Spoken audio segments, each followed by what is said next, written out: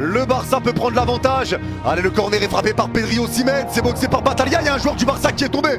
Et ça réclame le péno pour Inigo Meillard. Rafinha reprend. Ballon piqué dans la surface pour Gavi. La frappe forte, elle va être déviée. Nouveau corner. Alors là, faut voir le penalty. Ah, il y a péno, frère. Il y a péno, frère. Il y a péno. Patessis retient Inigo comme jamais.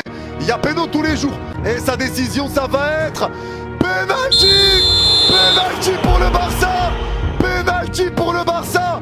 Et ça va être carton pour Patessis. Visage concentré de Levan, Hansi ose même pas regarder. Allez, ça y est, l'arbitre a sifflé, c'est quand il veut Levan. Levan s'élance, les petits pas, il s'arrête, c'est frappé. Ah, c'est dedans. Le contre-pied parfait. Le Barça ouvre le score. Le Barça reprend la tête de la Liga grâce à ce penalty signé Robert Lewandowski. L'arbitre siffle la fin du match. C'est terminé. Le Barça repasse officiellement leader de la Liga à égalité de points avec le Real Madrid, mais une meilleure différence de but. Et forcément, une confrontation directe qui est meilleure, c'est la confrontation directe qui compte en Liga. Lamine Yamal, match moyen. Lamine Yamal, finition, 0. C'est un tocard. C'est la première fois que je le dis. Il a 17 ans. Vu qu'il a 17 ans et qu'il joue comme s'il en avait 27, qu'il est en avance de 10 ans sur son temps, de 10 ans sur son talent et de 10 ans sur tout ce qu'il fait sur un terrain de foot, on doit le juger aussi de temps en temps comme un boy qui est en avance de 10 ans. Yamal, normalement, en temps normal, on se dit, marge de progression énorme, il n'y a pas de problème, il a raté beaucoup d'occasions, il rate beaucoup d'occasions, c'est pas grave. Mais aujourd'hui, il rate des occasions, franchement, boy Yamal. Talonnade de Hector Fort, plat du pied, mais ouvre, il a voulu fermer, c'est dommage. Le défenseur fait l'arrêt. Il fait un dribble, machin, je sais pas quoi, compte favorable, il vient. Mais la volée, là, quand il est venu pour la frapper, je pensais qu'il allait marquer. Là encore, il frappe. Je pensais l'arrêt du gardien ou quelque chose. Yamal rate beaucoup d'occasions. Il rate malheureusement beaucoup d'occasions.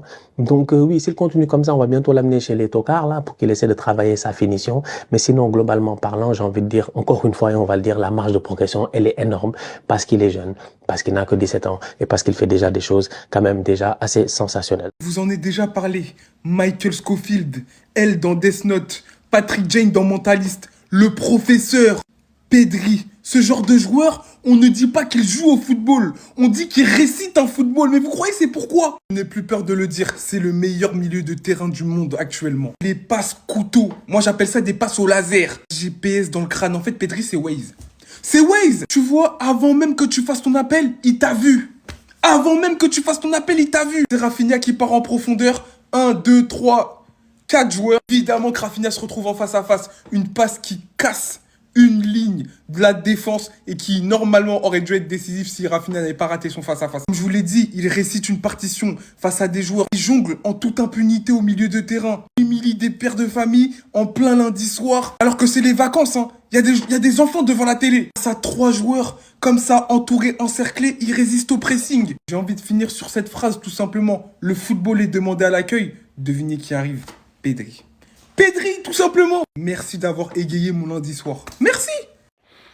Vous voulez la vérité? Je vais vous dire la vérité. Voici comment le classement était le 3 novembre 2024. Le FC Barcelone nous mettait littéralement 9 points d'avance. 2 mois et demi plus tard, on a réussi à se retrouver dans cette position, à leur mettre au final 5-6 points d'écart. Par quel moyen? Bah oui, parce que je me rappelle de tout. Aujourd'hui, on va beaucoup parler de l'injustice que le Rayo Vallecano a subie. Oui, parce qu'il y avait bel et bien penalty ici, de Cubarsí, comme juste avant, eux-mêmes en ont bénéficié. Mais la vérité, c'est que d'ici à ici, des erreurs injustes comme ça, ils en auront aussi 10 000. Alors oui, aujourd'hui, ça défonce les résultats. Le Rayo Vallecano se fait probablement voler. On vous dira d'ailleurs à partir d'aujourd'hui, les supporters du FC Barcelone, que se faire avantager arrive à tout le monde. Vous devez rester humble devant ça. Mais par contre, je sais aussi reconnaître qu'entre ces deux périodes-là, vous vous êtes fait aussi énormément voler. Et qu'aujourd'hui, après tout ça, vous retrouvez la première position. Parce que dans le fond, c'est tel que ça l'a toujours été. L'équipe affichant le meilleur niveau cette saison en Liga est le FC Barcelone. N'oubliez pas les Madrilènes qu'on a dû énormément compter sur les autres équipes pour en venir à ce fait-là. Mais rien n'est perdu encore. Heureusement. Il reste un Classico, il reste des matchs cette saison. Et fort heureusement, on revient fort dans cette deuxième partie de saison. On va espérer tout renverser. Mais une chose est sûre, la Liga n'a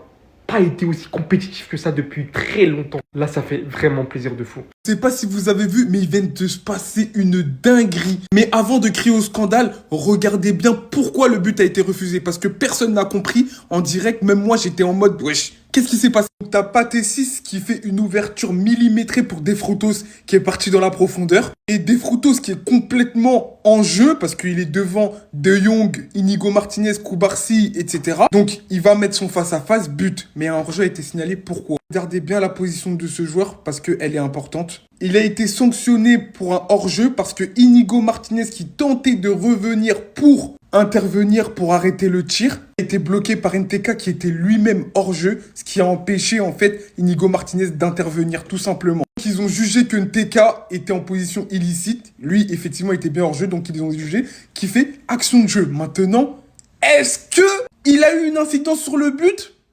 Ça, on peut pas le savoir parce que si NTK n'était pas là, on sait pas si Inigo Martinez aurait eu le temps de revenir. Aussi que Defrutos, il a raté son contrôle. Il a mis un contrôle un peu latéral et Inigo Martinez, je pense qu'il aurait eu le temps d'intervenir. Donc, en vrai de vrai, c'est pas vraiment un scandale. C'est mon avis. Après, je vous laisse débattre en commentaire. Et par contre, il y avait bien pénalty sur Pathé 6 sur cette occasion parce que Pathé 6 fait exactement la même chose et là, on va voir le VAR. Donc là, par contre, faut dire la vérité. N'hésite pas à t'abonner en vrai. Je dis jamais ça, mais abonne-toi en vrai. Chaque match, je pète mon crâne. Je pète mon crâne. Pedri, c'est trop, il est trop fort. C'est déjà un des transferts les plus rentables de l'histoire du Barça, je m'en fous. Oh là là là là, les gars, mais encore son match aujourd'hui. Mais s'il est pas là, clairement, on n'a pas ce niveau. On n'a pas ce niveau si Pedri n'est pas sur le terrain. Et ça, on l'a bien vu sur les dernières années quand il était blessé. C'est lui le patron de l'équipe. C'est lui le cerveau, c'est lui le génie. S'il décide d'accélérer, le jeu accélère. S'il décide qu'on ralentit, on ralentit. C'est lui qui conduit le camion. Vous voyez cette photo-là, vous voyez? Ça part en fond d'écran. Allez! Ça part en fond d'écran. Aujourd'hui encore, il a fait ce qu'il veut. Il a baladé tout le monde, des sombreros. En passe, il est trop cheaté. C'est son terrain. C'est sa pelouse. Avec les millions de joueurs qu'il y a dans le monde, s'il y a bien un joueur, je rate pas un de ses matchs, je suis prêt à me poser sur le canapé avec la télécommande, avec la petite boisson, tu vois, le petit paquet de chips. Pedri. Et moi, je vous le dis, les gars, ça se voit sur le terrain. Tous, là. 1, 2, 3, 4, 5, les 10, là. Parce qu'avec Pedri, ça fait 11. Hein. Je suis bon en maths, c'est pas de ma faute. Les gars, ils ont tous confiance en lui à 100%. Dès qu'il a la balle, regardez les appels que les joueurs y font. Ils savent que ça va atterrir dans les pieds. Ils le savent. Ils ont confiance en lui.